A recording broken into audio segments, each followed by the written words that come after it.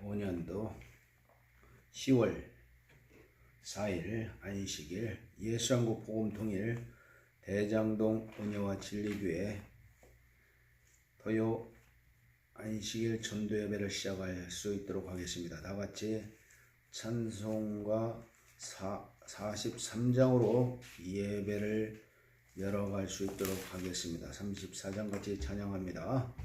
전능왕 오셔서 주 이름 찬송케 하옵소서. 영광과 권능의 성부여 오셔서 우리를 다스려 주옵소서. 강생한 성자여 오셔서 기도를 들으소서. 택하신 백성을 축복해 주시고 거룩한 마음을 주옵소서. 위로의 주 성령 오셔서 큰 증거 주옵소서. 전능한 주시여 각 사람 맘에서 떠나지 마시고 계십소서. 성삼위일체께 한없는 찬송을 드립니다. 존귀한 주님을 영광 중 배웠고 떠나지 마시고 계십소서. 성삼위일체께 한없는 찬송을 드립니다. 존귀한 주님을 영광 중 배웠고 영원히 모시게 하옵소서. 아멘. 거룩하신 우리 하나님 아버지, 참으로 만물의 통치자이시며 만물의 주인이신 우리 예수 그리스도를 우리에게 또한 보내주셨사오니 우리가 그 하나님의 외아들 예수 그리스도를 온전히 바라보며 심중에 예수 그리스도를 온전히 모시고 또한 그 이름을 인하여 우리 일평생 예수와 함께 삶을 개척해 나갈 수 있도록 하나님께서 도와주시옵소서. 오늘도 이 중요한 우리 하나님의 안식일 날에 예배할 수 있도록 우리 주님께서 인도하여 주심을 감사드리며 오늘도 주의 성령께서 이 예배와 함께하여 주실 줄 믿으며 예수님 이름으로 기원하옵나이다. 아멘. 하늘에 계신 우리 아버지여, 이름이 거룩히 여기시오며 나라의 마옵시며 뜻이 하늘에서 이룬 것 같이 땅에서도 이루어지이다. 오늘날 우리에게 일용할 양식을 주옵시고 우리가 우리에게 죄 지은 자를 사하여 준 것 같이 우리 죄를 사하여 주옵시고 우리를 시험에 들게 하지 마옵시고 다만 악에서 구하옵소서. 나라와 권세와 영광이 아버지께 영원히 있사옵나이다. 아멘.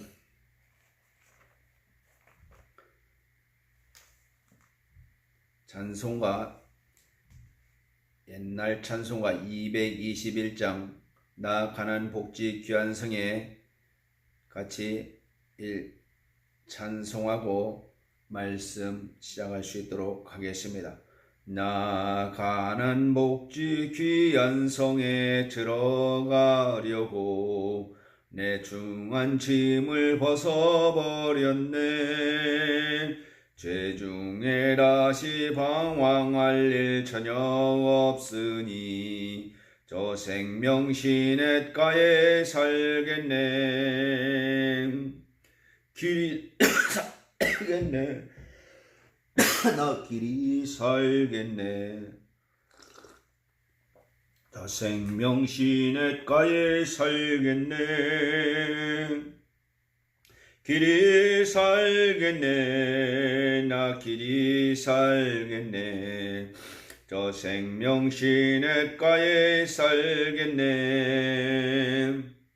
그 불과 구름 기둥으로 인도하시니 나가는 길이 형통하겠네. 그 요단강을 내가 지금 건넌 후에는 저 생명 시냇가에 살겠네. 길이 살겠네. 나 길이 살겠네. 저 생명 시냇가에 살겠네. 길이 살겠네. 나 길이 살겠네. 저 생명 시냇가에 살겠네. 내 주린 영혼 만나로서 먹여주시니 그 양식 내게 생명 되겠네. 이후로 생명 양식 주와 함께 먹으며 저 생명 시냇가에 살겠네. 길이 살겠네. 나 길이 살겠네. 저 생명 시냇가에 살겠네. 길이 살겠네. 나 길이 살겠네. 저 생명 시냇가에 살겠네. 오늘 같이 나눌 말씀은 로마서 1장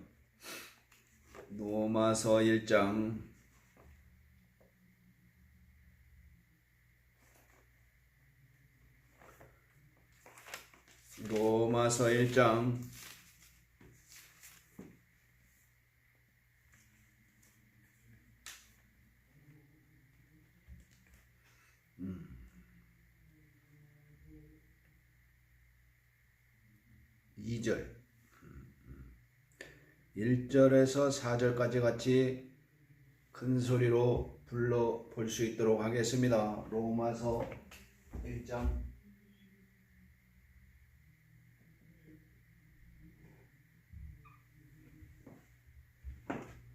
예수 그리스도의 종 바울은 사도로 부르심을 받아 하나님의 복음을 위하여 택정함을 입었으니 이 복음은 하나님이 선지자들로 말미암아 그의 아들에 관하여 성경에 미리 약속하신 것이라. 이 아들로 말하면 육신으로는 다윗의 혈통에서 나셨고 성결의 영으로는 죽은 가운데서 부활하여 능력으로 하나님의 아들로 인정되었으니 곧 우리 주 예수 그리스도 신이라. 다시 한번 읽겠습니다. 예수 그리스도의 종 바울은 사도로 부르심을 받아 하나님의 복음을 위하여 택정함을 입었으니 이 복음은 하나님이 선지자들로 말미암아 그의 아들에 관하여 성경에 미리 약속하신 것이라. 이 아들로 말하면 육신으로는 다윗의 혈통에 나셨고 성결의 영으로는 죽은 자 가운데서 부활하여 능력으로 하나님의 아들로 인정되셨으니 곧 우리 구주 예수 그리스도 신이라.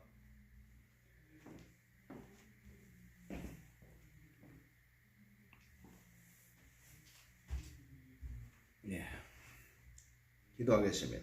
하나님 아버지, 거룩한 이 안식일에 우리 하나님 주시는 말씀을 받길 원합니다. 종에게 말씀을 주시고 또 큰 영감을 부여해 주셔서 선포할 때에 사람의 말이 아닌 하나님의 음성을 전하게 하여 주시옵소서. 말씀 듣는 모든 성도들을 현장에서 저들 심령 속에서 도와주시옵소서. 예수님 이름으로 기도드리옵나이다. 아멘. 예수님은 하나님이 보내주시기로 약속하셨던 분입니다. 또한 하나님이 보내주신 좋은 소식의 주인공입니다. 예수님은 즉 그는 하나님이 약속하셨던 그리스도셨던 것입니다. 그리하여 예수께서 이 땅에 오셨을 때는 복음이 약속하신 약속을 성취하러 오셨고 그 약속들을 성취해내신 분이십니다. 이러한 과정 속에서 가장 중요한 것에 하나는 이러한 조건들이 있는데 바로 그가 사람으로 오셔야 된다는 겁니다. 그가 사람으로 오셔야 한다는 겁니다. 하나님이 신이시라는 것은 너무나 당연한 것이지만 그가 사람으로 오셔야 한다는 것은 언뜻 우리의 그런 낮은 수준의 존재들이 쉽게 이해할 수 없는 대단히 신비로운 부분입니다. 만약에 그가 사람으로 오시지 않았다면 그는 우리의 진짜 비극적인 영적 문제를 도우실 수 없게 됩니다. 사람으로 오신 예수. 사람으로 오신 예수.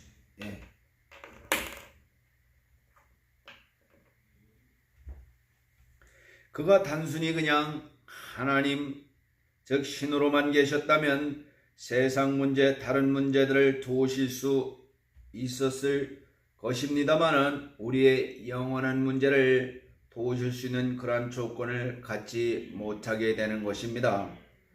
그러나 너무나 감사하게도 그는 사람으로 오셨고 또 사람으로 오셔서 해야 될 일을 위해서 오셨고 그는 자기를 충실하게 임하셨습니다. 그래서 예수 그리스도는 진정 여러분과 나 우리 모두에게 관여되는 우리의 영원한 운명에 정말 유일하게 적용되시는 귀한 해결사, 하나님이 복음을 통하여 약속하신 복음을 성취하는 주인공입니다. 그는 변호사, 보혜사, 성령은 다른 보혜사라고 그랬죠. 다른 보혜사,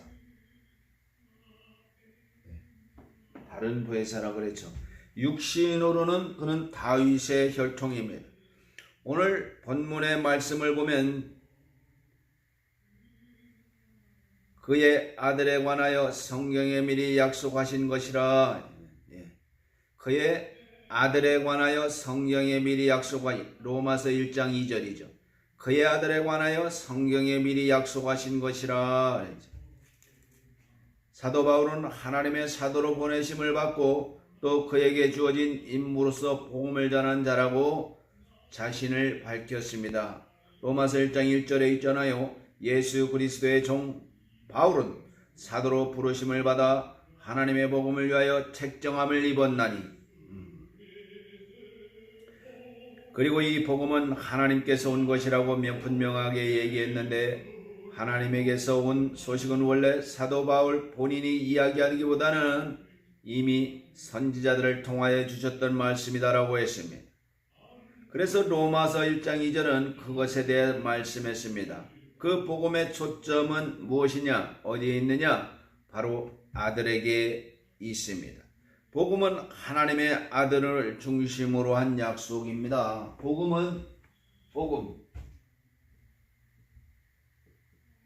복음은 하나님의 아들을 중심으로 한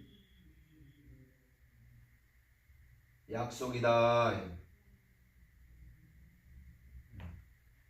복음은 하나님의 아들을 중심으로 한 약속이다 라고 설명하고 있습니다.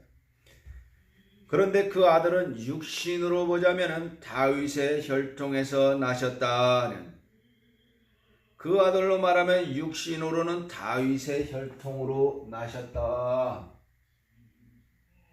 다윗의 혈통으로 나셨다.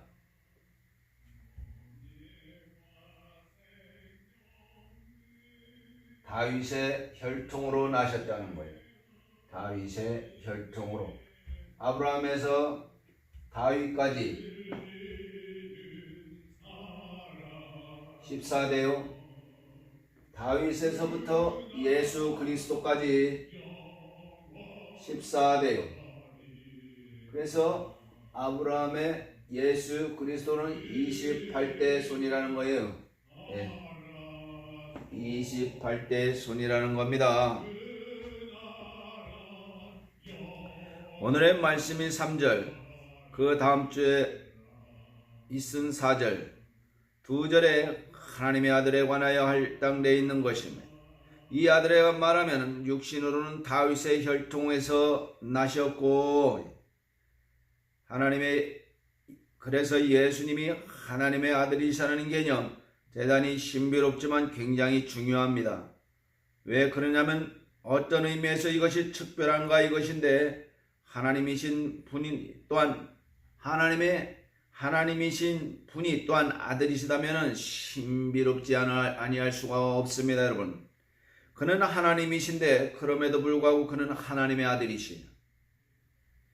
성경은 이 두 가지를 분명하게 여러 곳에서 명시하고 있습니다. 그래서 이것은 더 이상 우리에게 증명해야 되는 문제가 아닙니다. 오늘 말씀도 그가 하나님의 아들이신가 아닌가 하는 것을 말씀하는 것이 아니에요. 그동안 하나님의 아들이시라는 사실을 몰랐기 때문에 오늘 말씀 통하여 알려지는 것 그런 거 아닙니다. 이것은 수백 년 동안을 이미 성경이 강조해온 것으로서 명백한 진리입니다. 예수 그리스도는 하나님의 아들이시다. 예수 그리스도는 하나님의 아들이시다. 이거는 명백한 진리라는 겁니다. 이거는 명백한 진리라는 겁니다, 여러분. 예수 그리스도는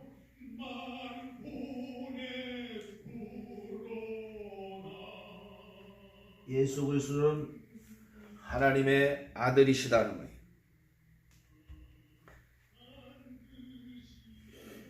물론 여러분과 나도 그가 사람으로 오셨다는가, 이제 사람 오셨다는 거 이제 알고 있습니다. 성경 말씀을 통하여 분명히 알고 또 성령의 감동 우리는 알고 있습니다. 그리하여 본문의 말씀도 바로 여기를 초점에 두고 열고 있는 거예요. 예수님의 인간성, 예수님의 인성, 사람됨, 그러니까 사람이 된 자체에 사람됨, 신이신데 사람됨에 대해 말씀하시는데 뭐라고 말씀하셨냐면은 육신으로는 다윗의 혈통에서 나셨다. 다윗의 혈통으로 나셨다는 것은 그의 육신적 모친과 부친이 다윗의 혈통에서 났다는 걸 말합니다. 마리아는 예수님의 모친, 육신의 모친이에요. 그리고 요셉은 예수님의 법적 아버지입니다. 육신적인 아버지는 전혀 아니었고 그는 성령으로 잉태하시니까 요셉은 법적 아버지였다는 거예요. 요셉은 법적인 아버지였다는 거예요.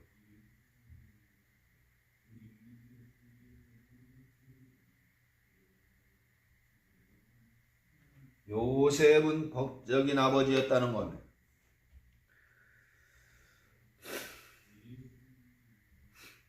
그렇지만 고대 시대의 법적 아버지는 친아버지와 같은 그런 구속력을 가졌습니다. 마리아와 요셉과 각각 모친과 부친이 다 다윗의 후손들이었습니다. 그렇다면 예수님도 다윗의 혈통을 이어받은 자로서 나신 거예요. 그러므로서 이 다윗의 자손이라는 것은 하나님의 약속 부분이 이제 분명하게 설명되는 것입니다. 유대인들은 메시아는 다윗의 자손으로 오신다, 다윗의 혈통에서 오신다는 것을 너무 잘 알고 있어요. 이거 모른다면 유대인이 아니죠.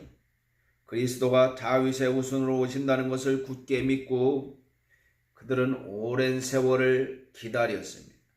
처음에는 어떻게 시작했냐면은 사무엘 선지자, 이웃 선지자 나단, 다윗 시대의 그 나단, 사무엘 선지자 다음 사람이죠, 나단이. 그리스도는 다윗의 핏줄에서 오신다. 거기서 약속을 하시는 하나님의 음성을 계시받아서 선포합니다. 사무엘하 7장 12절에서 13절 말씀에는 내 수완이 차서 내 조상들과 함께 잘 때에 내가 내 몸에서 날 자식을 내 뒤에 세워 그 나라를 견고케 하리라. 저는 내 이름을 위하여 집을 건축할 것이요 나는 그 나라 위를 영원히 견고케 하리라. 그 나라의 위를 영원히 견고케 한다. 사무엘하 7장 12절에서 13절 말씀입니다. 사무엘하 7장 12절에서 13절 말씀이에요. 내 수완이 차서 내 조상들과 함께 잘 때에 내가 하나님이 내 몸에서 날 자식을 내 뒤에 세워 그 나라를 견고케 하리라. 그 메시아는 내 이름을 위하여 집을 건축할 것이요 나는 그 나라 위를 영원히 건고케 하리라. 이러한 계통의 말씀 즉 다윗의 자손을 통하여 그분이 오실 것이다 라고 하는 이 모든 계통 중에 가장 처음 것인데 또 암시적인 게 아닌 명시적으로 나온 것 중에 처음인 것입니다. 이 말씀은 부분적으로 볼 때 이렇게 진행됩니다. 다윗에게 말씀하는 거예요. 다윗의 수완이 차서 내 조상들과 함께 잘 때에 잔다 이거죠. 죽는다는 걸 잔다라고 표현하죠. 잘 때에 내가 하나님 자신을 가리키는 것인데 내 몸에서 날 자식을 내 뒤에 세워 그 나라를 견고케 하리라. 저는 곧 메시아를 가리키는데 저는 내 이름을 위하여 집을 건축할 것이요 나는 그 나라 위를 그러니까 왕좌를 영원히 견고케 하리라. 내 집과 내 나라가 내 앞에서 영원히 보존되고 내 위가 영원히 견고하리라. 사무엘하 7장 16절 말씀입니다. 이러한 내용으로 되어 있는 이 하나님의 약속은 이로 인해 유대인의 삶 속에 또 정신 속에 계속 그들의 소망 속에 자리 잡고 그들의 삶과 함께 했던 것입니다. 그래서 수백 년 지난 후에 예수님이 이 땅에 오셨을 때 1000년 뒤에 오셔서 다윗이 1000년 정도의 사람입니까? 요셉이 1800년도 사람이고 말입니다. 그래서 1000년 정도 지난 후에 예수님이 이 땅에 오셨을 때 이미 유대인들은 익숙하게 정신 속에서 워낙 숙성되어 있었기 때문에 노래들로 그냥 튀어나오는 이런 지경이었으며 예수님께서 예루살렘 성전에 입성했을 때 그들은 이렇게 노래를 불렀죠. 그들은 이렇게 노래를 불렀습니다. 어떤 노래를 불렀습니까? 그들은 이러한 노래를 불렀어요. 호산나, 호산나, 호산나, 호산나, 호산나. 뭐라고 해야지? 찬송하리로다. 오는 조상 다윗의 나라여 가장 높은 곳에서는 호산나라 하더라. 마가복음 11장 10절 말씀에 마가복음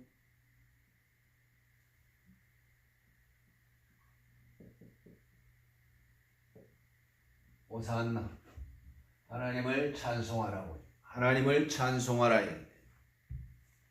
찬송하리로다. 오는 조상 다윗의 나라여 가장 높은 곳에서 호산나더라 하더라. 우리 조상 다윗의 나라여 그 나라가 오는구나 하고 그들은 소망 속에서 어쩌면 지금 예루살렘에 입성하시는 이분이 그분일지 모른다여 생각으로 혹은 그러한 분위기에 취해서 노래를 했던 것입니다. 그래서 종려나무 가지를 꺾어서 놨던 거 아닙니까? 종려나무 가지를 꺾어서 놓고 그분을 맞이했어요. 이게 지금으로부터 2000년 전에 일어났던 실화입니다. 여러분, 실화. 종려나무 가지를 꺾고 나서 그들은 이미 숙성되어 있으는 그들의 머릿속에서 호산나 그의 다윗의 아들 자손이여 라고 외쳤던 것이죠. 또 사도행전을 보면 베드로 사도가 오순절의 한 설교에서 역시 유대인들의 머릿속에 있는 그 대목을 말하고 있습니다. 그는 곧 다윗을 말한 다윗은 선지자라 하나님이 이미 맹세하사 다윗 자손 중에서 한 사람을 그 위에 앉게 하리라 하심을 알고, 이 베드로가 그때 당시 무식한 베드로가 성령에 취해서 얘기했다는 겁니다. 어떤 사본에는 그리스도라고 되어 있는 거예요. 그리스도가 어쨌든 구약 때부터 계속 이어서 분명히 해오는 것은 그 복음이 그렇게 시작됐던 것이며, 성경에서 이렇게 반복적으로 언급되었던 그 예언이 성취되려면 가장 먼저 어떤 조건이 되어야 됩니다. 그 무엇보다도 메시아는 다윗의 자손으로 와야 된다.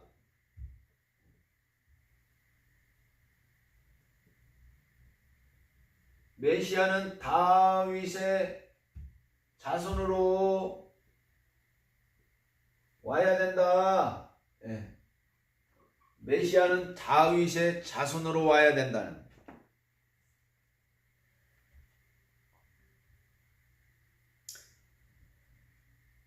성경에서 그래야 그를 식별할 수가 있는 겁니다. 이 사람이 그분인지 아닌지를 일단 알 수 있는 가장 우선적 조건은 누구의 혈통인가. 그러니까 예수 그리스도는 다윗의 혈통이라는 거예요. 그런데 예수님은 어떤 면에서 보더라도 분명하게 다윗의 자손으로 태어난 거 확실합니다. 다윗의 혈통에서 나온 마리아를 모친으로 두었고, 역시 다윗의 혈통으로 나온 요셉을 법적 부친으로 둔 가정에서 태어났던 거예요. 입양했습니까? 입양. 모친, 어머니 뱃속에서 성령으로 나왔으니까 입양은 아니죠. 네. 참고로 우리나라 사람들은 조상이 누구고 이런 거 다 잊어버리고 가짜도 있고 그렇지만 수세대 지나가면 다 잊어버립니다. 그러나 유대인들은 다릅니다. 조상이 누구인지를 굉장히 확실하게 기록하고 분명히 그들의 전통, 트래디셔널, 우리들의 생각에서는 그와 같은 것으로 보면 안 되면 누가의 자손인가는 분명한 거예요.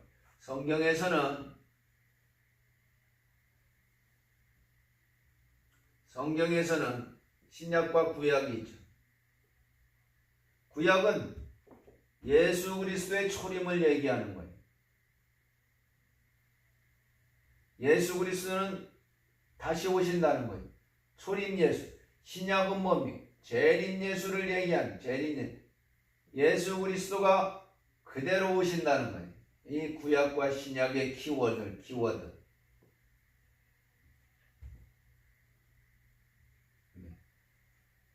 구약은 그분이 오실 것이다.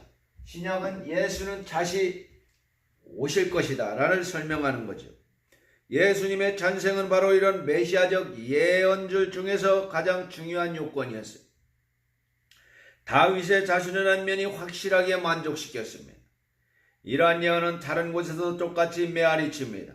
시편에서도 시편 기자가 주께서 이르시되 하나님이 내게 이르시되 내가 나의 택한 자와 언약을 맺으며 내 종 다윗에게 맹세하기를 내가 내 자손을 영원히 견고케 하리라. 그 해구산에 우리가 들어있는 겁니다, 여러분. 그러니까 예수를 믿는다는 게 얼마나 큰 축복입니까?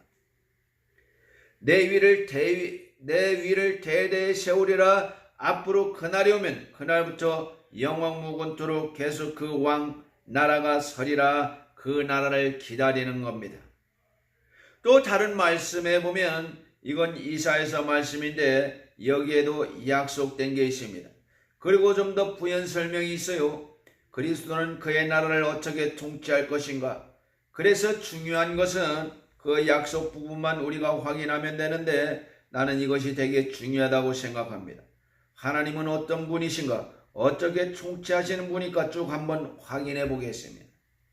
이새의 줄기에서 한 싹이 나며 그 뿌리에서 한 가지가 나서 결실할 것이요. 그 한 가지 그 혈통에서 누가 나올 것인데 여호와이시는 곧 지혜와 총명의 신이요 모략과 재능의 신이요 지식과 여호와를 경외하는 시위의 신이 그 위에 강림하시리다. 이사야서 11장 11절에서 12절 말씀. 그는 그가 이사야서 11장 1절에서 2절 11장 1절에서 2절 말씀이에요. 성령이 그 위에 강림하시리니 그가 여호와를 경외함으로 즐거움을 삼을 것이요 두려워하기를 기뻐하는 분이요 또 이는 눈에 보이는 대로 심판치 아니하고 귀에 들리는 대로 심판치 않는다. 이 세상 사람들은 다 눈에 보이는 대로 또 귀에 들리는 대로 이렇게 하지만 주님은 그렇게 하지 않습니다. 중심을 보시는 분입니다. 공의로 심판하는 거예요. 공의로 그분은 공의와 청의를 의로 삼으시는 분이시죠. 정직으로 세상의 겸손한 자를 판단하실 것이니 그러니까 진짜 진심으로 판단한다는 거예요. 그 입의 막대기로 세상을 치며 입술의 기운으로 악인을 죽일 것이며 입술의 기운으로 악인을 죽인다는 거예요. 그의 말씀은 절대적으로 해결을 끝까지 봅니다. 또 공의와 허리띠를 삼으며 성실로 몸의 띠를 삼으시리라. 그분의 공의로 허리띠를 삼으심, 그분의 속성을 얘기하는 거예요. 성실로 몸의 띠를 삼으시를, 예수 그리스도의 그 속성을 얘기하는 거예요. 예언의 말씀 중에서 그 나라가 임하는 날은 유다에게 구원이 오는 날, 이스라엘에게 평안이 오는 날로 이렇게 정의되어 있습니다. 그래서 유대인들은 그가 오시기를 목 놓아 기다렸다는 거예요. 그분이 다시 오셨습니까? 예, 오셨죠. 다시 오시는 재림 예수인 것이죠. 성경이 수백 년 동안에 계속 말한 대로 이 예언이 살아있다가 마침내 그가 이 땅에 체언하심으로 이 땅에 오셨죠. 다윗의 가문에 오심으로 그분은 성경에 약속한 대로 다윗의 가문에 무궁한 왕위를 가지신 분입니다. 통치할 권리를 유산으로 받으셨어요. 이 나라는 여느 나라처럼 흥했다가 패하지 않고 이란 지금까지 제국처럼 100대 제국이 미합중국 아메리카 미국이라는 거죠. 미국도 쇠할 날이 오는 거죠. 이 제국처럼 어느 나라처럼 흥했다가 패하지 않고 또 한 번 임한 후에는 끝까지 영구하게 되고 성공하게 되는 나라입니다. 그 나라는 영원하다는 거예요. 하나님의 나라, 그 나라는 영원하다는 거예요. 여러분과 저는 그 하나님의 나라의 권속이라는 겁니다. 할렐루야. 그 하나님의 나라의 일원이라는 거예요. 그 정사와 평강의 저함이 무궁하며 무궁하라면 그거죠. 끝이 없는 무궁하다. 예. 또 다윗의 위에 앉아서 그 나라를 굳게 세우고 지금 이후 영원토록 공평과 정의로 그것을 보존하실 것입니다.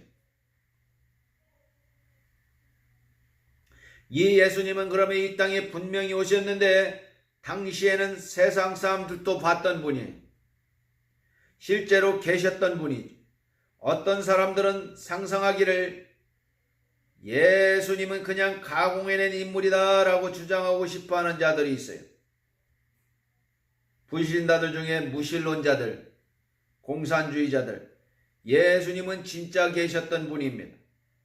그래서 역사 속에서도 공신력 있는, 믿을 수 있는, 세상에서도 권위를 인정받는 그러한 문헌들 중에 예수님이 실제로 이 땅에 계셨던 것을 증언하고 있습니다.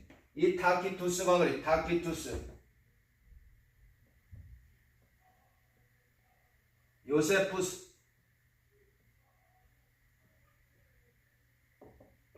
이 타키투스라는 타키투스. 이 타키투스는 역사 저술가 또는 원로원 의원이기도 했습니다. 이런 사람들은 예수님이 일으킨 그 도를 창립하고 그를 따르는 자들이 있었던 모습들을 이미 황제에게 보고하는 그런 글을 썼어요.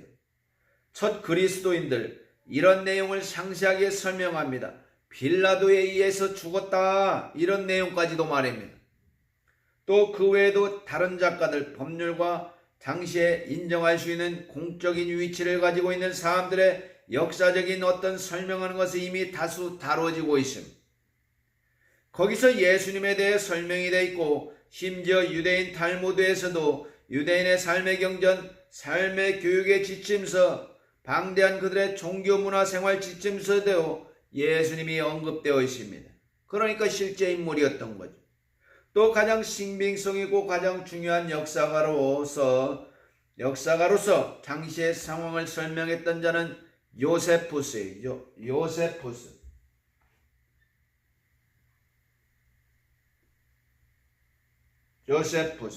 예. 당시 1세기 유대지방의 역사에 대해서 가장 중요한 기록을 했습니다.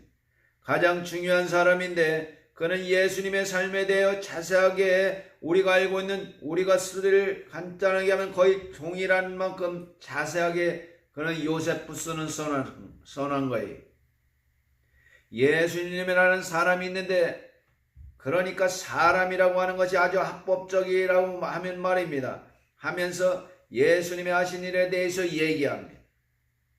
이분은 엄청나게 능력을 해내는 분이고 따르는 분들도 많았고, 많은 유대인들과 이방인들을 그에게 끌었는데, 유대의 지도자들에 의해서 빌라도가 압력에 이끌려서 할 수 없이 그를 십자가형을 선고했는데, 그때 그를 따르던 자들이 다 흩어졌다.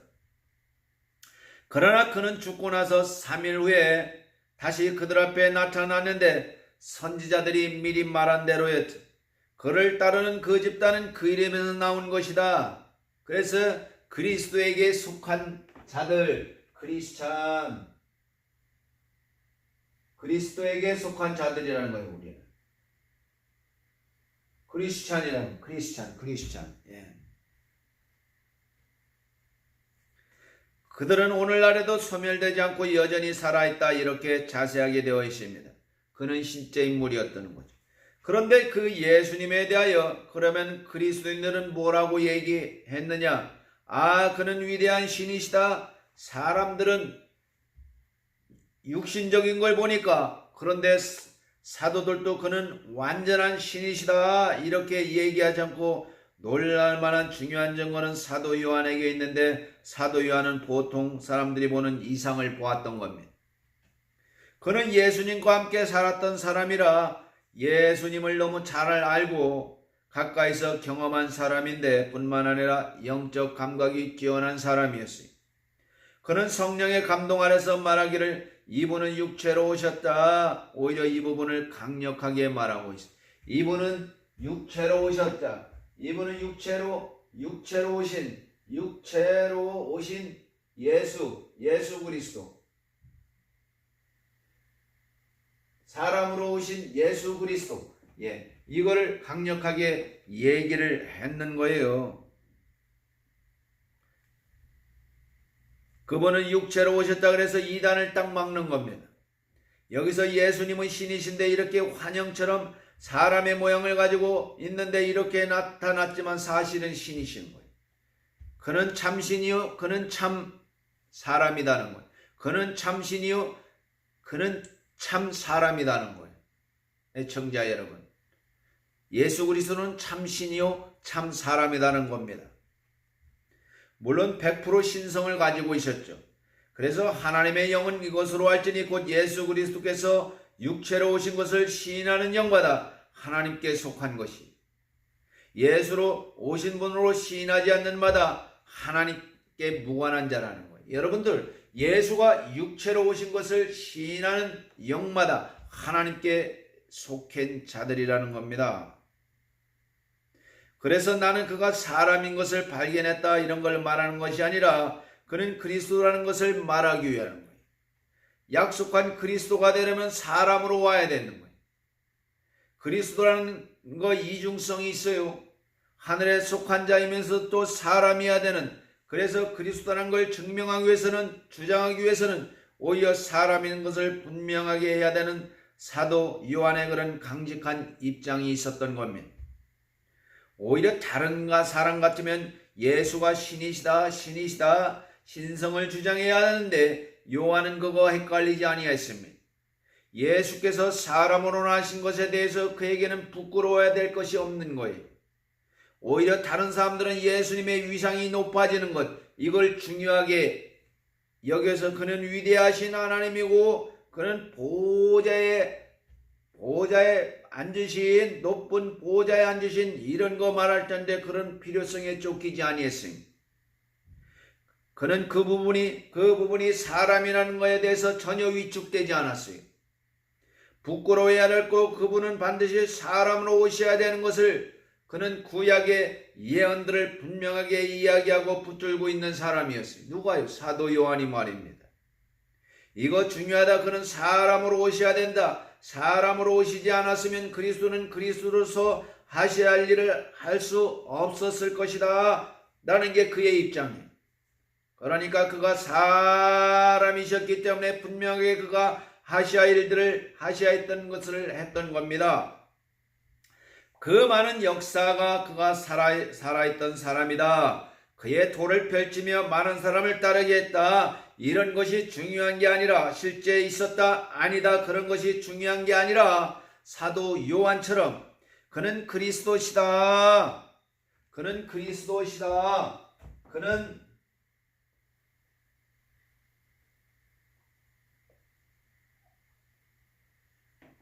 그리스도시다라는 것을 말한 거예요. 그는 하나님께로부터 오셨다. 그렇다면 그는 신일진데 내가 말합니다. 그는 동시에 완전한 사람이셨다. 그래서 그리스도에 하는 이 엄청난 신비한 요건을 예수께서 다 갖추었습니다. 다니엘서 같은 데서 보면 인자에 대한 말씀이 있는데, 인자는 사람입니다. 사람의 아들 같으신 분이 하늘에서 내려오더라, 이렇게 돼요. 사람의 아들 같은 분이 하늘에서 내려오더라. 다니엘이 영감으로 꿈꾼 거죠. 엄청난 권세를 받으신 분이 하늘에서 내려오더라, 이렇게 얘기하는 거예요. 성육신 하실 때 그는 아들이심을 드러났습니다. 이렇게 하여 육신을 입으셨다는 거죠. 성육신은 우리에게 매우 중요한 부분입니다. 오늘 3절에서 이 아들로 말하면 육신으로는 다윗의 혈통에서 나셨고, 로마서 1장 3절입니다. 이 아들로 말하면 육신으로는 다윗의 혈통에서 나셨고, 예수가 하나님의 아들이지만 인간의 혈통을 위해서 나셨다는 겁니다. 이 나셨다는 것이 뭘까요? 나셨고, 태어나셨고, born as a child, 아기로 나셨고, 무슨 뜻이냐면 이 단어는 기노마이라. 그래서 태어났다는 말이 아니라 뭐가 되었다는 거예요. to become이에요. to become.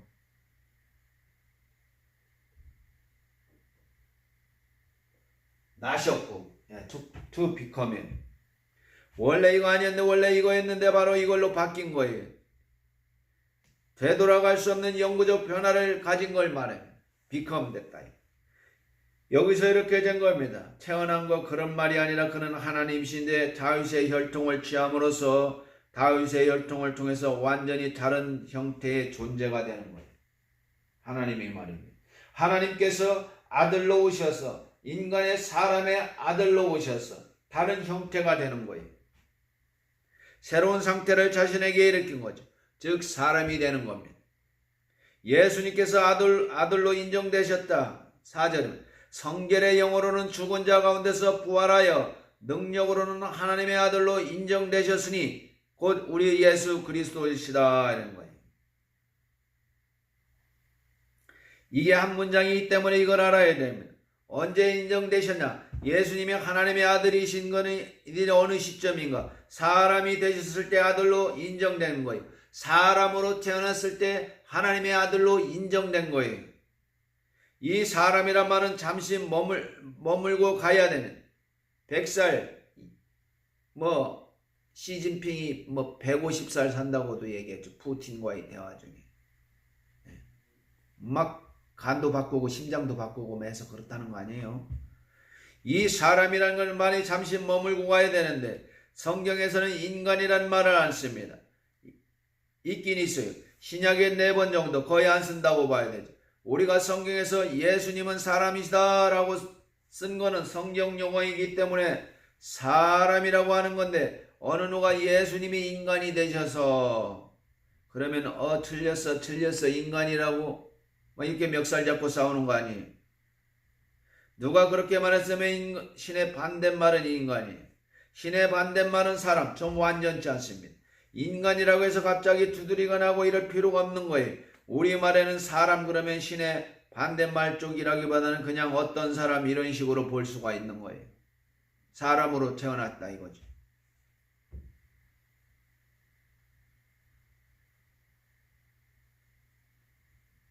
꼭 절대 인간이라고 하면 안 된다. 사람이라고 해야 된다. 그러면 좀 먼저 깨름직하게 예수께서 완전히 사람이 아닌 듯한 느낌을 주잖아요. 꼭 사람이라고 해야 된다. 사람의 차를 쓰신 신 이런 식으로 느껴질 수가 있어요. 예수님은 여러분과 나처럼 완전히 사람이셨습니다. 100% 하나님이시면서 불구하고 그래서 인간이라는 말을 쓰는 것에 대해 너무 두려워할 것은 아니라 하는 것을 말씀드리는 겁니다. 예수 그리스도는 인간이셨다라고 해도 된다는 거죠. 아들에 관한 하나님의 계획은 영원합니다. 아들을 보내시겠다는 것은 영원한데 다만 아들이란 칭호는 성육신 안에서만 사용되는 성육신 안에서 본격적으로 사용합니다. 아들이란 칭호는 예수께만 적용되도록 수백 년 동안 갖고 있었던 겁니다. 그가 비로소 사람이 되신 후에야 아들이라는 것은 진짜 본격적 충만한 의미로 그에게 적용되기 시작했어요. 의미가 실제적인 현실적인 의미가 성립됩니다. 그는 하나님의 아들이시다. 어떤 의미에서 하나님의 아들이실까요?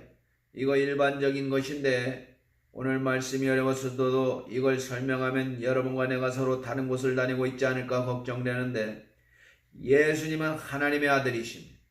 어떤 의미에서 그럴까요? 첫째로 가장 기본적으로 하나님과 본질이 하나시다는 거예요. 하나님과 본질, 에센스, 본질이 하나이시다.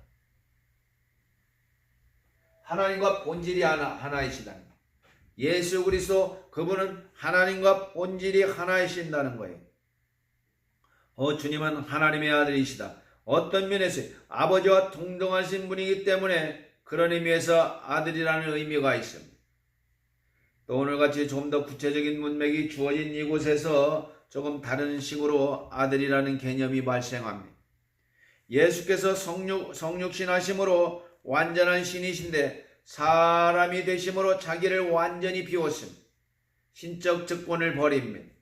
신적으로 모든 걸 할 수 있는 걸 다 버리고 그냥 연약한 약점 있는 사람으로 낮추셨습니다.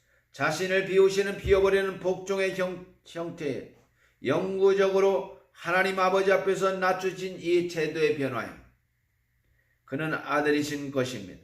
하나님께 의무를 다하려 하고 그분을 사랑하는 자세로 복종하신 그의 역할을 그는 완전히 그렇게 바꾸어진 자기를 비우신 그런 모습에서 그는 하나님의 아들이시라고 두 번째 개념으로 우리가 말씀하는 겁니다. 성경은 이 점에 대하여 그가 자신을 낮추셔야 되는 것이 그 자체로 하나님의 아들의 정체를 나타내는 것으로 온전하다고 특성이 분명히 표현된 것으로 인정하고 있습니다. 빌립보서 2장의 말씀, 그를 완전히 낮추셨다. 빌립보서에. 그러면 그전에는 그는 아들이셨냐 아니었냐? 주님께서는 이 시점, 즉 성육신 하셔 오셔서 요셉의 가정에 태어나시기 전에는 아들이셨을까요? 아니셨을까요? 제가 퀴즈 드리는 겁니다. 아들이셨을까요? 아니셨을까요? 나도 누가 물어본 말을 못했을 거예요. 여러분들처럼 뭐라고 해야지 이렇게 하고 그냥 웃어 서로 여러분과 내가 마주보면서 그때도 예수님의 아들인 것으로 간주해야 되는 거예요. 이해해야 됩니다. 하지만 아들이라고 직접 얘기할 수는 없는 거예요. 그때는 아직 그 층을 부르기에는 맞지 않는 그런 상황입니다. 오직 그가 태어나신 시점부터 아들이라고 하는 것이 맞는 거예요. 그 마구간에서 태어난 순간부터 아들이라고 하는 거죠. 객관적으로 그렇게 할 수 있는 상황이 발생했기 때문에 그러므로 미묘합니다. 그 이전에 그분은 아들이시다 하는 말하기는 썩 맞지 않습니다. 그러니 구약 이전의 말입니다. 구약시대. 그분을 아들이라고 하는 저는 맞지 않죠. 그러니까 예수 그리스도가 하나님의 아들이시다 하니까 유대인들이 발끈해서 스데반을 죽였던 거 아니에요. 물론 이 모든 것이 받아지더라도 그의 인성이 받아지더라도 성육신함으로써 아들이 되는 것이 받아지더라도 그분은 영원히 하나님이십니다. 할렐루야. 하나님의 본체에서 아버지와 성령과 동등하게 계신 분, 영원히 두 번째의 위를 가지신 분, 두 번째 인격이신 분, 이것은 의문이 없습니다. 그는 동등하신 영원한 하나님이십니다. 그는 동등하신 영원한 하나님이십니다. 뭐라고요? 그는 동등하신 하나님과 동등하신 영원한 하나님이십니다. 하나님과 동등하신 하나님이신 거죠.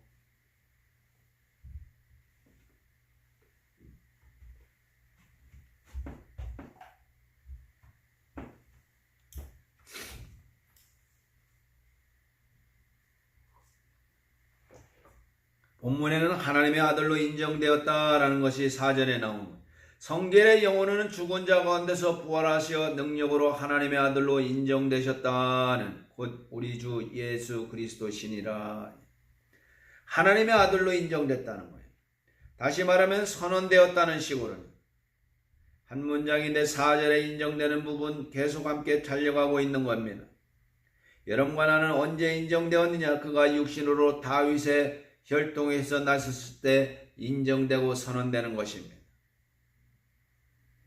그래서 4절에 나오는 거 여러분과 내가 오늘 4절에 계속 그가 인정했다는 부분을 얘기하고 있는 것인데, 인정되셨다라는 것은 무슨 뜻이냐면은 오케이라고 확인해 주는 것이 아니라 이 단어는 분명하게 카테고리가 구분됩니다. 지평선이 하늘과 땅을 가르고 수평선이 하늘과 바다를 가르듯이 분명하게 갈라집니다. 그래서 인정되는 것은 예수 그리스도의 신적 아들의 위치, 아들해지기는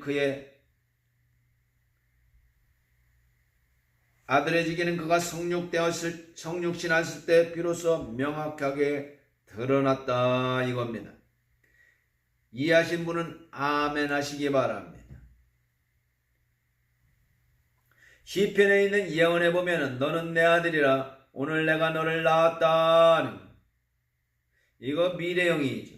여기에서 약간 미래형이 너는 보다는 이미 완료형으로 되어 있는데 그 다음에 사무엘서 보면은 나는 그 아비가 되고 그는 내 아들이 되리니, 이 예언들이 사도에 의해서 신약시대에 이렇게 히브리서 기자에 의해서 그렇게 재생되고 있습니다. 내가 내 아들이라 오늘날 내가 너를 낳았다 하심으로 또다시 나는 그에게 아버지 되고 그는 내게 되리라. 히브리서 1장 5절이에요. 히브리서 1장 5절 뭐라고요? 내가 내 아들이라 오늘날 내가 너를 낳았다 하셨으며 또다시 나는 그에게 아버지가 되고 그는 내게 되리라, 아들이 되리라 라고 얘기하는 거죠. 그래서 그가 그리스도라는 것을 증명하기 위해 한 이 예언은 구약이고 신약이고 간에 우리의 삶에 흘러 들어갑니다. 여기서 히브리서에서는 미래형으로 되어 있어요. 어떻게 해요? 나는 그에게 아버지가 되고, 그러니까 will이 미래형이지. will이 미래형이지. will이 미래형이고 내 아들이 되리라 하셨느니요. 되리라. will. 그래서 미래형입니다. 그러니까 이전에 아직은 아들이라 할 수 없는, 즉 아들의 호칭을 갖지 않았지만 미래의 어느 때인가 예수께서 태어나셨을 때 미래 어느 때인가는 그가 이전에는 갖고 있지 않던 그 아들이라는 호칭을 갖게 될 것이고 아들의 역할을 그가 취하게 될 것이다. 하지만 당시에는 아직은 아들이 아니었다 하는 말씀을 하는 것입니다. 혹은 아들이라고 할 수 없는 완전한 그런 정황은 상태는 이르지 않았다 하는 것입니다. 사랑하는 여러분, 애청자 여러분, 이 부분에서 어떤 사람들은 사람이 하나님의 아들로 추대됐다, 오히려 그를 성경에 높인 것이다 라고 얘기하는 사람이 있습니다. 이건 또 다른 이단입니다. 그리스도인들은 마치 예수를 높이고 싶은 것처럼 이건 그리스도인들의 관심이 아닙니다. 높인 것이 아니라 그는 하향돼서 내려온 것이죠. 신에서 사람으로, 오히려 신분이, 본인의 정체가 신에서 인간으로 내려온 겁니다. 그러니까 신에서 인간으로, 사람으로 내려온 거죠. 존재가 하향된 거죠. 인간 사람으로 내려온 거죠. 사람으로.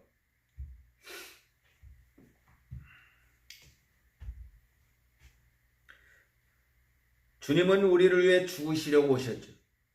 우리에게 생명을 주시려고 자신의 생명을 내어주셔서 우리로 하여금 갖게 하도록 그리하여 자신을 희생제물로 삼으시고 오셨던 것입니다. 이 부분을 명확하게 얘기해야 됩니다. 가장 중요한 건 이겁니다. 사랑하는 애청자 여러분, 예수가 오셨을 때 왜 오셨어요? 자동으로 나와야 됩니다. 예수가 왜 오셨어요? 자기 생명을 우리를 위해 내어주시려고 오신 거예요. 할렐루야! 다시 한번 예수 왜 오셨어요? 자기 생명을 우리에게 내주시려고 오셨습니다. 우리를 위해 죽으시려고 오셨던 것이, 이건 명확하게 해야 됩니다. 누가 물어든 간에 예수 날 위해 죽으러 오셨다, 날 위해, 우리를 위해, 우리 옆에 계신 분을 위해 오셨다는 거예요. 예수님 재림도 마찬가지. 왜 재림하시는 겁니까? 우리를 위해 재림하시는 거예요. 어떤 사람들은 미묘하게 약간 다른 식으로 표현하는데, 예수께서 오신 것은 자신의 아버지께 낮추시려고 오신 것이다.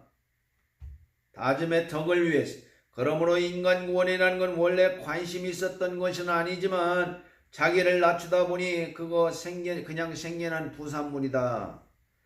이런 식으로 얘기하는 사람이 있습니다.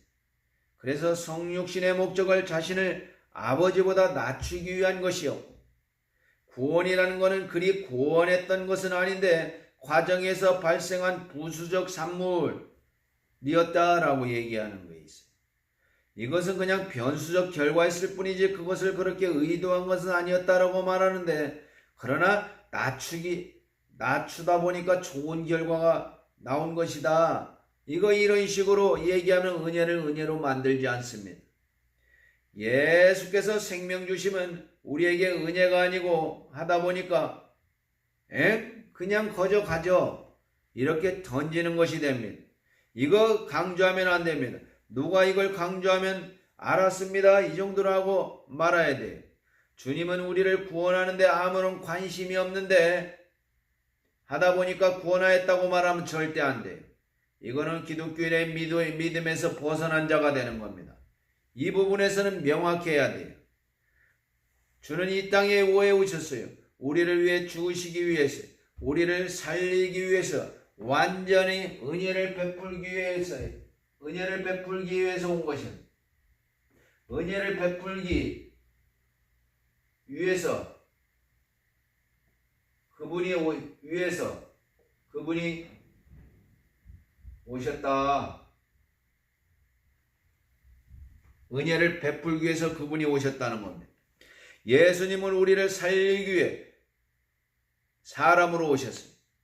여러분과 나를 위해 오늘 말씀 듣는 모든 우리 애청자 여러분들을 살리려고 오셨어요. 앞으로 있게 될 차이나 해안성교회 블라디보스토크 있는 모든 영혼들을 위해 오셨던 거예요. 그리스도가 없이는 살 수가 없는 자들, 오늘 이 세상이 그리스도가 없이도 하나님이 없이도 살 수 있다고 생각해.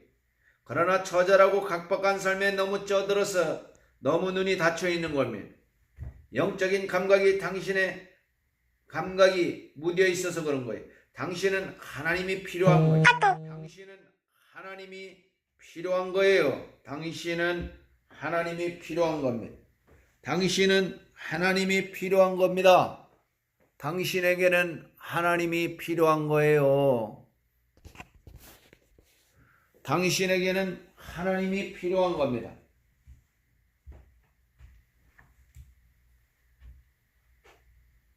정말 하나님을 보내신 그분을 간절히 소망하는 자, 그분이 오셨다면 회개하고 옛 삶을 포기하고 그분 안에 품에 안겨서 그분이 열어주시는 길을 가겠다고 간절히 소원하고 간절히 그 안에 거할 사람들을 위해서 오신 겁니다. 할렐루야. 세상 버리고 회개하겠습니다라고 할 영혼들, 당신만이 나의 꿈입니다. 당신만이 나의 길입니다 할 자들을 위해서 오신 것입니다. 여러분, 당신만이 나의 꿈입니까?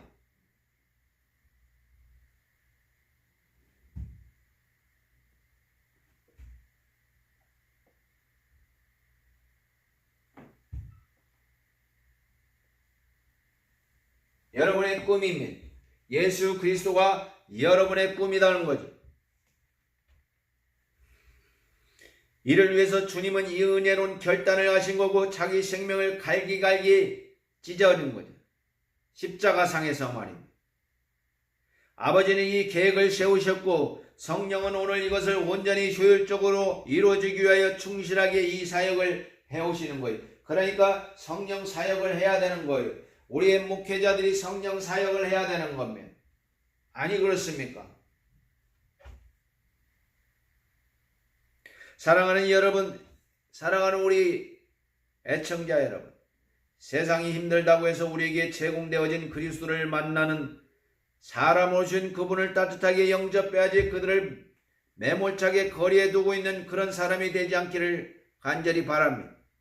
그는 우리를 모든 저주와 실망과 절망과 사망의 올무에서 구원하시길, 소망 없고 영원한 슬픔을 딱 가두어져 있고 멸망에서 빠져나오지 못한 우리를 구하러 오셨던 거입니다. 비록 자기가 고난을 받고 어려움을 받고 멸시받고 또 모든 고통을 다 감수하는 일이 있더라도, 그렇다더라도 우리를 위해 죽기 위해 이 땅에 성육신하러 오셨던 것입니다. 할렐루야. 육신으로 오셨기 때문에 우린 그를 멸시하면 안 됩니다. 그를 무시해서도 안 됩니다. 그를 멀리 두고 그에게 소홀히 대해서도 안 됩니다. 그는 나를 살리려, 여러분을 살리려 여러분의 영원한 나라의 꿈을 위해 영원한 나라를 소유하는 꿈을 주시려 오셨단 말이에요. 영원한 나라를 소유하는 꿈, 나의 꿈이면 영원한 나라를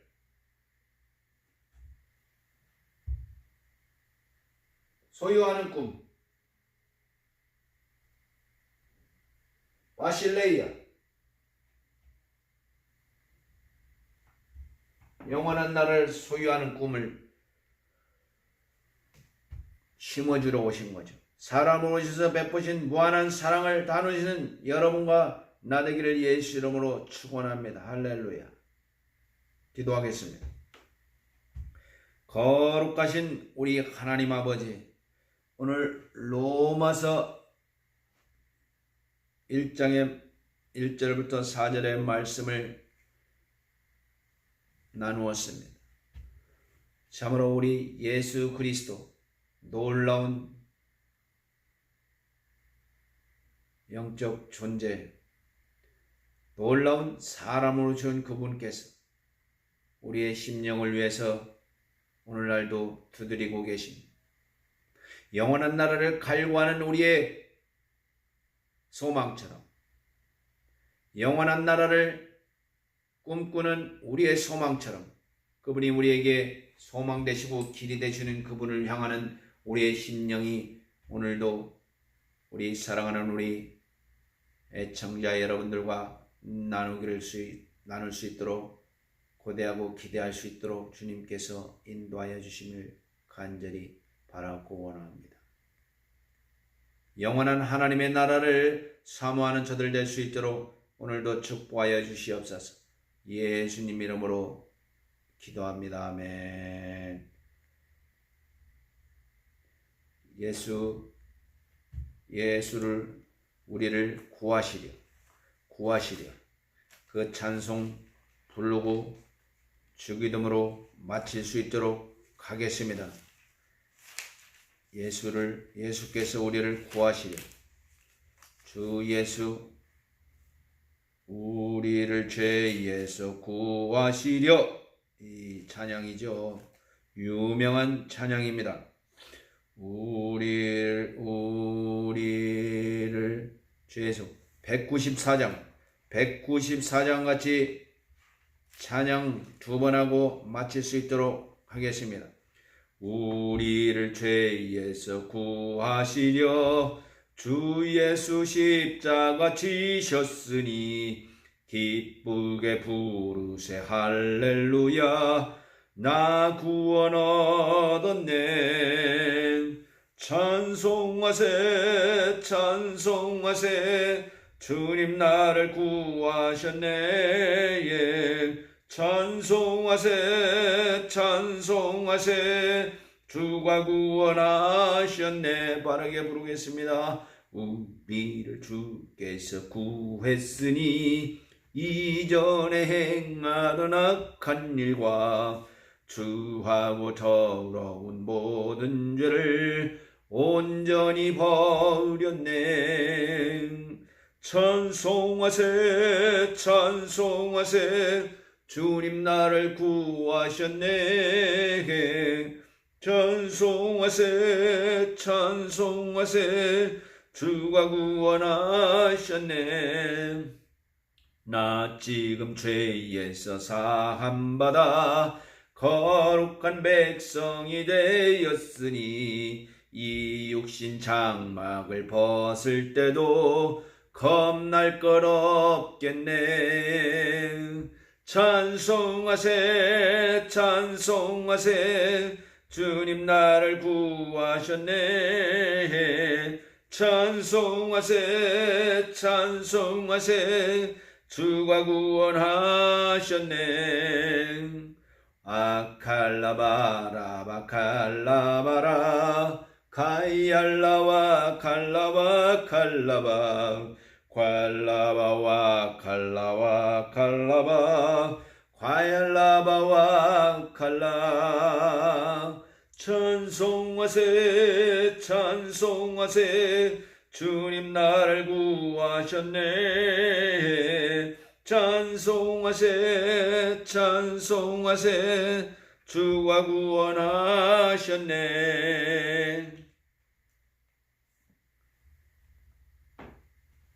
거룩하신 우리 하나님 아버지,